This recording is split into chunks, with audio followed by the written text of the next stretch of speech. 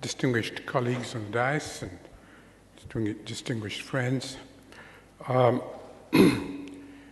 here representing two entities that are partly involved with this meeting. One is, of course, the Club of Rome, the Indian chapter, and the other is Development Alternatives, which is an organization that I work with during the daytime. Now, both these organizations have been looking at the way the world is going for the past 30-odd years, and they've been worried about the signals of distress in the global systems that envelop us, the global economy, the global ecology, the global resource systems. These are very profoundly in trouble, and though none of us is a doomsday monger, we're not here to say the world is coming to an end because we believe we can do something about it. We do know that if you don't recognize these signs of distress, you won't deal with them. And if you don't deal with them, then they will get worse. B4E is an event that takes place several times a year around the world. It started about 6-7 years ago, and I have been associated with many of its events in the past, and I'm very glad to be able to be here today. The Club of Rome started the whole process in 1972 with the publication of a remarkable book called Limits to Growth. Limits to Growth was almost a nuclear explosion of the mind.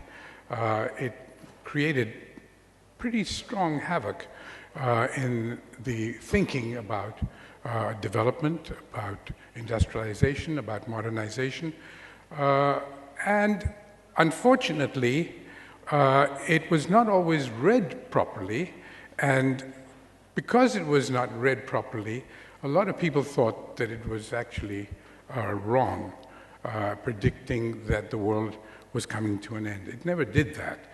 The book was based on computer models, which essentially showed that if you continued business as usual in the early 70s, then in the course of a century, in the year 2050, 2070, which has not yet happened, there would be serious problems about industrialization, about pollution, about resources, and a lot of other things, including a collapse of both industrial and population figures. It's unfortunately a fact that if you track the predictions or the forecasts, if you like, of business as usual scenarios of the Club of Rome, you will find they were dead on track. They used very simple, rather simplistic computer models. At the time, computer was a new tool, but even so, the boundary conditions, the planetary boundaries that they basically were looking at have been showing themselves more and more. We're here in B4E because we recognize that there are 3 or 4 major groups of actors. There is, of course, government. Government has a very strong role to play both at the national and global level, and indeed at the local level, in setting the rules of the game, setting frameworks of thinking, the taxation and fiscal measures that they have, and so on. The people who create products and services and jobs are the businesses. So business is an extremely important role player in the global economy. And then, of course, there's a third major role player called civil society, which includes not just NGOs and voluntary organizations, but faith institutions, academic institutions, media, and so on. And these 3 groups, essentially, are the ones that are in charge of taking us from here to where the world wants to go. B4E is looking at the role of all these, including government and civil society, but from a business perspective. So what I would like to share in the few minutes that I have with you is the issues that we are now going to have to deal more and more with, not just through government and civil society, but by business itself. The signs of distress that I was talking about.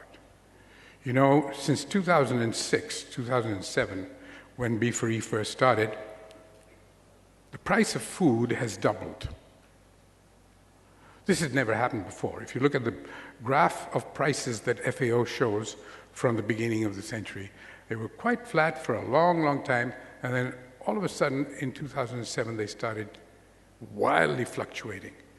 And now, seems to be no going back.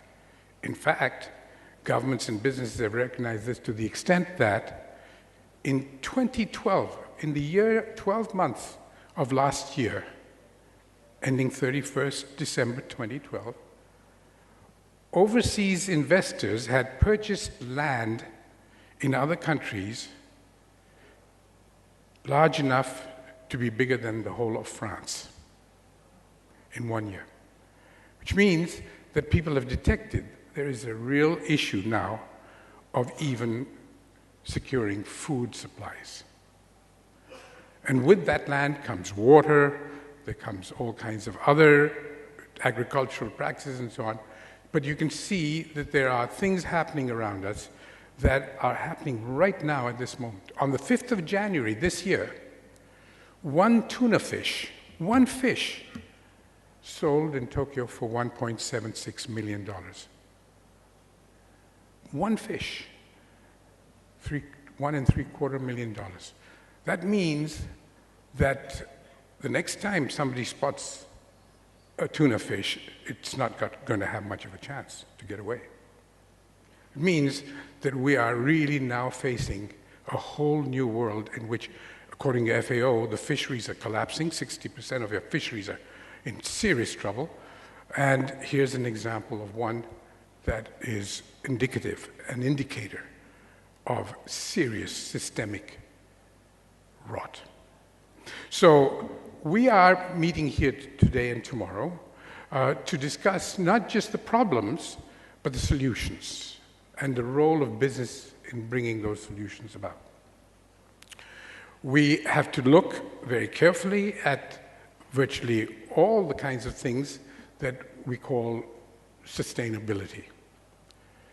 Now, in my view, I was associated with the whole concept of sustainability from the very beginning because IUCN published a book called The World Conservation Strategy in March 1980, and I was one of the authors, which first put the word into print.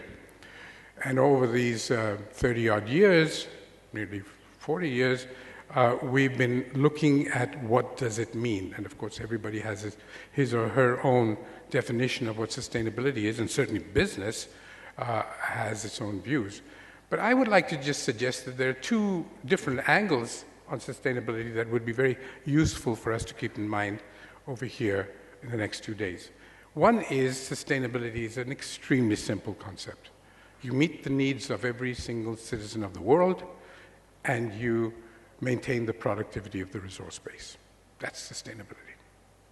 Beyond that, you can be as rich as you want, you can take whatever you want, but you cannot leave behind a single person, and you are sustainable, beginnings of sustainability. The other definition of sustainability, which I think is more useful for us tomorrow, for today and tomorrow, and that is that there are various forms of capital. And if this generation leaves behind to the next generation those forms of capital in a state that is less than it when they inherited it, then it's no longer sustainable. And what are these forms of capital? There's human capital, human and social capital, skills, institutions, families, clans, all the other things. There's physical capital, the ones we create, the streets, the bridges, the roads, the power stations. There's the natural capital that God gave us when we all started, which is all the ecosystem services, the forests, the waters, the lands, the soils that make it possible. And then, of course, there is the financial capital. Unfortunately, the perspective of business has been always focused almost entirely on the last one, which is actually the least interesting one. But what is more important is that it has been not only focused on the financial capital as being the capital, but it has always thought that it can be converted into any of the others, and that is where they got wrong. None of these forms of capital can be substituted for the other ones. If you do not preserve your human capital and improve it, if If you do not preserve your natural capital and improve it, no amount of money in the bank is going to be able to get you this back.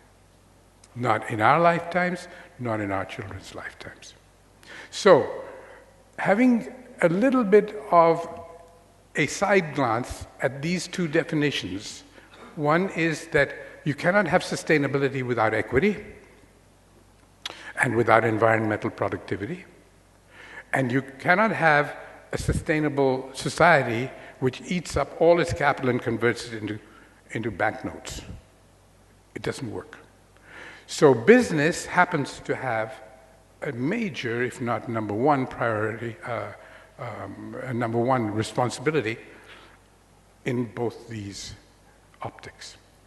So I leave you with the thought that we have 2 very, very full days. We have an amazing group of speakers. And what we would like to do is to see how business can work with its partners in civil society and government to be able to bring about those kinds of sustainability that I just mentioned. Thank you.